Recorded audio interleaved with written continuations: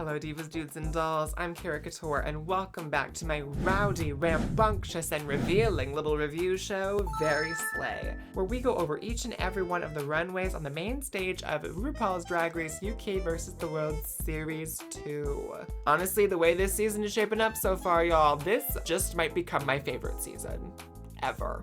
It's so good. So if you are missing out on this, what the heck are you doing? Because my god, everyone is firing at all cylinders every week. But my god, it's great television, it's great drag. This is one of my favorite casts that I think we've ever had in any season. Honestly, I think these episodes on Friday afternoons I get more excited for than regular Drag Race and any other season that we're covering right now. For anyone new here who doesn't know the formula, if I think a look is just fine, middle of the road, gets the job done, but is nothing new and exciting, we give it an okay.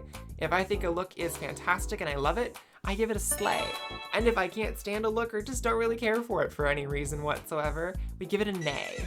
And that's all in efforts to find my slay of the day, my weekly favorite look of the bunch, which goes into a post-crowning ranking video, which will go to determine the slay of the season, which I will then be putting pen to paper and turning into a full proper illustration. As exciting as this show is, this runway theme and this runway in general, not particularly one of my favorites. I think reveal runways are a little tired at this point because we see them so often. It feels like something you just do as like a throwaway theme that you don't really know what to do with. And it's also more expensive for the queens. You either have to have them make multiple looks that go together, or one look that seamlessly goes into another, or a look that has a gimmick that has a reveal to it that is probably gonna be more expensive to make. This is a costly runway theme, and it's usually not among the stronger runways that season. With that being said, let's just get into all of these looks and get this over with. Up first this week we have La Grande Dame. Now, you know me, I'm a pageant girl, so I love a pageant moment, and I actually really love the cut of this. I love the neckline. I love this detailing up around the back by the shoulders. It's really beautifully done. Her makeup,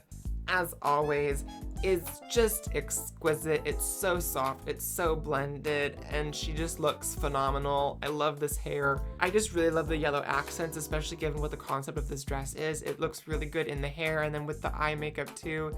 It's really subtle. And then the reveal, I'm not really sure how this is engineered to work. From what I can see, it looks like there is some sort of, I guess for a lack of a better word, irrigation system inside of this gown that allows the water flow to pump into that dress. Now, blending that element of campy, stupid humor, but with this really, really, really high elegance and glamour and fashion side of her drag. This is a really strong look in terms of the garment alone. I have to give this a slay. Up next is Theresa May. I got very excited when I saw this first look, this Marge Simpson reference, and I know the specific suit that this is referencing from the show. I think this is really well constructed. The shape and the proportion of the body is correct, how cinched this is with the hip silhouette. It's great. I love it. I don't think the reveal is anything to write home about. I think the little dress underneath the blazer is great, but the little nude bodysuit moment that I don't think I can show on the YouTube with the corset and the little blue bush, it's cute, but my thing that I hate when queens do a nude illusion and it's a bodysuit, but then like they turn around and there's no ass. You know, like if you're gonna have the ass out on the bodysuit, it needs to be painted or stoned or detailed in a way for it to actually look like an ass. Otherwise, you don't got a crack back there. Oh my, it looks very jarring on the runway. I think pre-reveal, it's great. Post-reveal, it's not. So I'm gonna just say that this is okay. Next, we have Tia Coffee, who I think is playing it real smart this week by just doing RuPaul. Just doing RuPaul looks.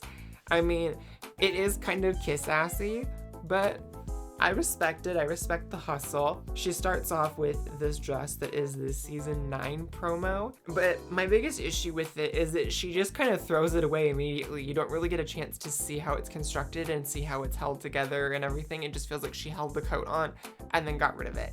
So what was the point, in all honesty? Then she comes out and she's giving supermodel RuPaul with this orange and red little corset, and then she reveals into this rhinestoned magazine cover RuPaul look with this bodysuit. I really love the detailing and the stonework on this bodysuit. It looks just really, really nice, but I think it's good. I think it's overall, it's a good presentation and a good look, but I also don't think it's anything revolutionary, and I wasn't blown away by it. But I'm just going to give this an okay.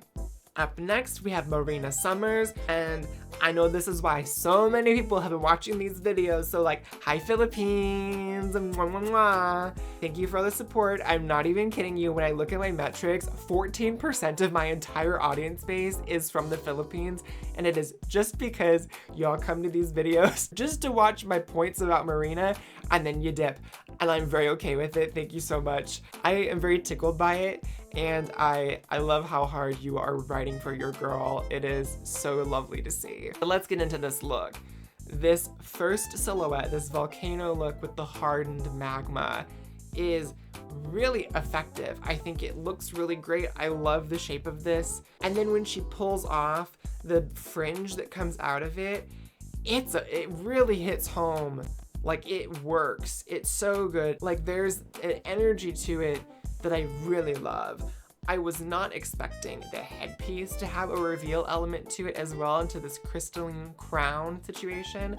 And then she takes off this coat and she's in this long, gorgeous lava gown. It's fantastic. This is one of my favorite things that she has worn so far. In terms of the performance of the runway look, it's just really well done, really effective. This design is perfect. It hits all the right spots on her that it needs to. It looks great in this lighting. It is just phenomenal. Once again, but it's Marina. When isn't she going to be? So obviously, I'm giving her a slay. Up next, we have Keta Minaj.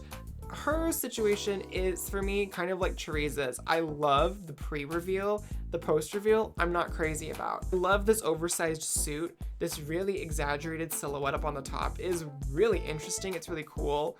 I do love the stupidity of the big necktie revealing into a little necktie. And I love this hair, and her makeup is fantastic as always. Like, honestly, I think I preferred it when she still had the suit pants on, but like pulled the top part of it down and it had this kind of like floral blooming element to it. I thought that looked really cool with this dress that's underneath it. The kind of painterly shapes that are in the top half of this dress, I think looked really cool with that. And it goes with the hairstyle really well and how wispy it all is. I enjoyed that. But then she got rid of the pants and it's a gown with these like black stoned tights that I didn't really understand. There's just something about this to me where the top half of this dress reads as one look and the bottom half of it reads as another. And I don't think that they go together incredibly well. I think the makeup goes really well with the top half of the dress, but not so much the bottom. And for that reason, similar to Teresa, I'm going to give her an okay this week. Up next, we have Hanaconda, who's giving us this Pope look that turns into a showgirl. I don't know how I feel about this because the Pope look, I don't really like, but the showgirl look, I love. My biggest issue with it though, is that they don't make a lick of sense together. I think the showgirl look is really well done. It's really well detailed. The silhouette is phenomenal and she looks gorgeous with it.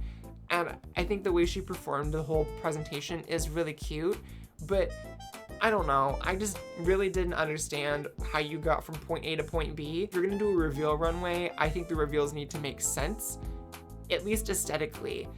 And the color palettes don't even make sense because the first look is red and gold and the second look is green.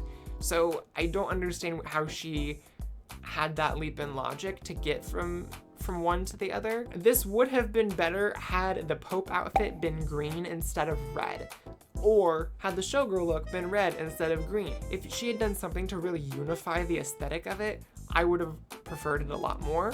So for me, this is just okay. Up next, we have John Burr's Blonde, who is giving us this rainbow into pot of gold moment. Now, the rainbow dress, I love this fabric. It's a very pretty color palette, a really gorgeous print, but I don't like the drape on this. And like Tia, she throws it away pretty quickly, so you don't really get to appreciate the look. And to me, the best reveals are reveals that are seamless, that just transition really naturally into the next thing. I really don't like when people just leave clothing on the runway. I think it just, I don't know, it takes it down a notch for me. I will say though, this look that she has underneath this gold look with the chains and all of this detailing, this is far and away the best she has ever looked in any season of Drag Race she's done. It's just really good. I loved the hair with this. The pot of gold in the hair is really fun, really campy. And again, this dress, it has this sort of Versace feel to it that I really, really like, mostly because of the gold chains, but I could see this walking down a runway. Like, I could see this as an actual Paris Fashion Week look. So this is really strong for me. For that reason, I think even though the first look is just kind of bland and isn't really done effectively, I am gonna give her a slay because the second look is so, so phenomenal. Up next, we have Scarlet Envy, whose reveal is that the lining of her coat is the same material as her dress. And it's a gorgeous color and I love it on her. However, this reveal is just really weak. If we were evaluating it just off of the reveal alone, I would not be a fan. I'm also not a huge fan of the length of the dress. I wish it was just a smidge longer so it hit the floor.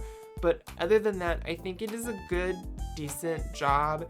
I really like this hair on her. I love the jewelry element. I'm just going to give it an okay though. And next we have Gothy Kendall. I really enjoyed this little quilted dress with these sleeves and this very 60s silhouette. My favorite part of it though is obviously the underneath, this sculpted corset breastplate situation, which we've seen a few things of this season on the runway. I actually really like that it looks like it's a molded cast of her own body. Like the way that the musculature is articulated on this is really cool. And I actually really like that there's that element of like gender fuck with this, where she's got the bulge with all of that. The little baby heads is just silly, campy, goofy. I thought it was fun. I love these shoes. I really like this hair on her. And for somebody who is more of a gothy, dark color palette girl, I actually really like her in baby pinks and pastels. I think it suits her really, really nicely. I think it was nice to like really get to see her shine on the runway this week and just shine in general in this episode. This is a slay. Now, with all of that out of the way, it is time to determine our slay of the day. And I think it's down to really just 2 or 3 people this week for me. And I would have to be giving that honor once again to Marina Summers. This lava look, especially the post reveal, oh, it's just gorgina. For me, this was far and away my favorite look of the episode. It's just so well done.